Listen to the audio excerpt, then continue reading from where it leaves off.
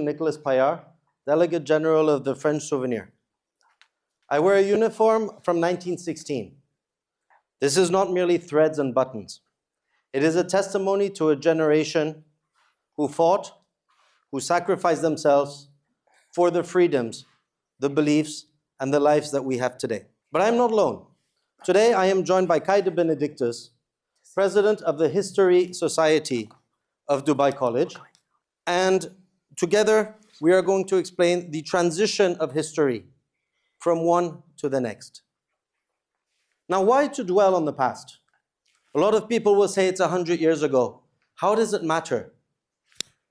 But our identities, the ones that we have within us, are not merely shaped by our day-to-day, but they are shaped by the civilizations before us, by the actions, by the sacrifices, by the activities, the thoughts, the philosophies that have shaped our ancestors, that have shaped the readings that we have, the art that we see, the music that we listen to. Each of these, whether conscious or subconscious, have created who we are today and create in us either a sense of belonging or a sense of loss. Those who do not know where they come from, sorry, I have to stay in the light. Who do not know where they come from, do not know where they go. And if you do not know where you go, you do not have a benchmark of your success, a benchmark of how you have tried to create a step forward if you do not know where the steps behind are. Our identities, shaped through the past, create not only our generation, but our next generation. And it is through these identities that we can create the lessons. Why? Because we are not studying people, places, or objects. What we are studying are the lessons of these people, places, and events. The lessons which have shaped our society, which have shaped where we go today, and which allow us to create the next chapter. Now, sorry about that. Sorry, I was getting mic'd up. But now I'd like to share a personal reason as to why I think history is so important, especially for the youth. So I think I speak for many in the audience when I say we experience a sense of disconnection with our homeland, especially for the expat community here in Dubai and especially for the youth. Many of us, we are born in Dubai, we're raised here, and essentially we establish our roots here. And occasionally we may make occasional visits to our homeland, but it does little to re-establish this sense of, or sort of rebuild this emotional gap.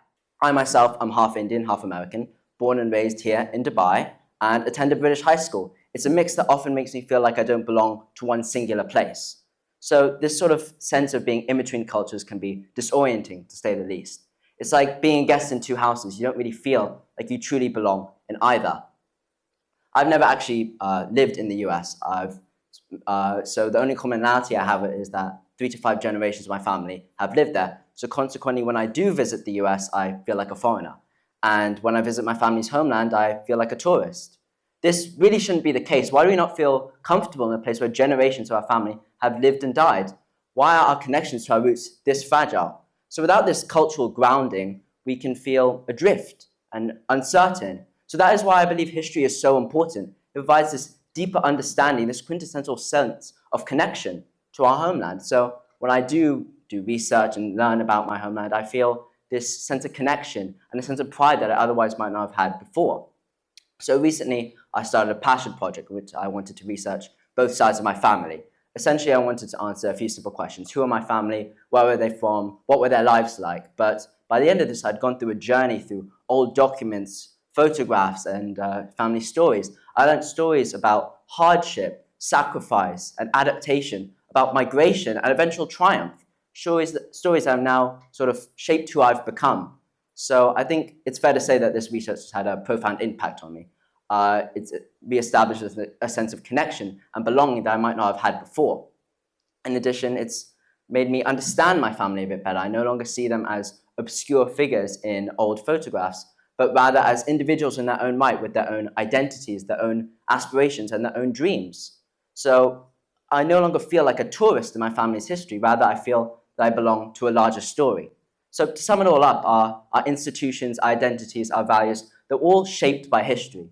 Everything we see around us, our our buildings, our social norms, even us ourselves, were all products of the past.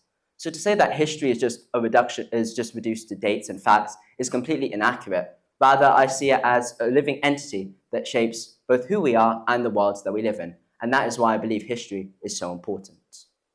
Absolutely, Kai. If you take something like the Napoleonic Wars, you can choose to dwell on the battles, the bloodshed, or you can choose to see the spread of the liberal ideas of the French Revolution, the creation of the Code Napoleon, which today is the basis of the law for most of Europe, and indeed the United Arab Emirates as well. If you look at World War II and the end of it, where Europe decided not to dwell on the past, but to come together to build the European Union and create the longest moment of peace in Europe in history. History is what we decide to make of it, and the lessons that we take out of the moments, the events, and the activities. At the Souvenir Français, we have 3 missions. One is to take care of the monuments and the cemeteries. People will say, these are stones. But what is most important is to celebrate the knowledge that was created, the memories, and the legacy of those people who lie under the stones. Because every step that they took, every initiative that they took, allows us to understand how we can also step into the future. Because at each moment of crisis, when they saw the light, history repeats itself. We can choose to follow their guidance and to also see the light in that same direction, and to create hope, not only for us, but for the next generation and for those to come. Our identity is rooted in not only the civilizations that we come from, but in civilization as a whole. And it is the interaction of those histories that have created the world today, and that will shape the world of tomorrow. Yeah, and also when we do inherit this history, it's also important to note that it's not a passive event, it's active. It's almost leaning and asking, okay, what did I learn from this? How does this shape the way that I see the world? And then there comes the hardest part, actually keeping the flame alive and maintaining interest. Nowadays, it's so easy for history to be dismissed as a boring subject when it's reduced to a list of names, dates, and facts we're all expected to memorize. Especially with my generation, I, for one, have a really low attention span. So it's quite easy for certain subjects to be dismissed as being boring, uninteresting. But history is not boring. In fact, it's the greatest story that's ever been told, full of heroes and villains, hope and heartbreak, bold risks and impossible dreams. It's full of people who have lived and loved, fought and failed, just like we do today. So that's why I believe we need to find a new way to connect with history, not just by reading it, but sort of experiencing it, by feeling it. We need to reimagine it, challenge it, and argue with it. We need to wrestle with the bits that we don't agree with, the injustices, the failure, the painful truths, because ultimately that is how we keep history real, and that is how we keep it alive. But keeping history alive isn't just about making it interesting. It's also about sort of learning from it as well. George Santayana famously said, those who do not learn from history are condemned to repeat it. That's not just a fancy phrase to slap up on a classroom wall. Rather, it's a warning. If we do not learn from the mistakes from the past, if we take for granted the sacrifices that generations have made to build the freedoms that we enjoy now, we risk walking in to the same paths of disaster. And to sum it all up, really, memories and history, it's not just all facts, it's rather the emotions, the feelings, the stories that shape us. It's a sense of pride we get when we realize the hardships that our ancestors have triumphed over, and the connection we get when we realize that people of the past have experienced the same fears that we do now. And history is not just for historians, it's a duty for everyone, every generation, every citizen. We owe it to those who came before us, and we owe it to those who will come after us. Our freedoms, our way of life, none of it appeared out of nowhere. All of it was built by people who dreamed of a better future and believed in building it for someone they'd never meet, someone like us. We are the culmination of their lives. We are literally their living legacy. And if we forget all of that, and if we let their memory fade, then we risk dishonoring their memory and what they worked for. So it is up to us, the young, the determined, and the hopeful, to ensure that their memory doesn't fade and that this does not fade.